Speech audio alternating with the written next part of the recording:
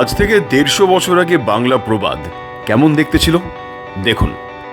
ইনি পাদ্রী James long, যার নামে কলকাতার বেহালার কাছে রয়েছে জেমস লং সরণি। 1840 থেকে 1872 খ্রিস্টাব্দ পর্যন্ত কলকাতার উপকণ্ঠে ঠাকুরপুকুরের মিশনের প্রধান ছিলেন তিনি।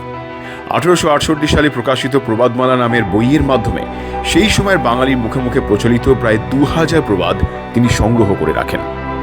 এই যে 3টে প্রবাদ দেখছেন তার 3 নম্বরটা খেয়াল করুন।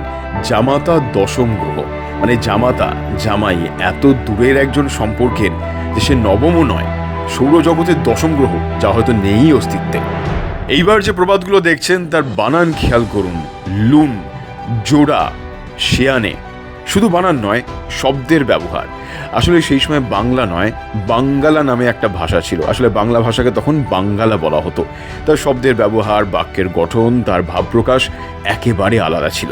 সেখান থেকে আজ 150 বছর পরে বাংলা ভাষা অনেকটা বদলে গেছে।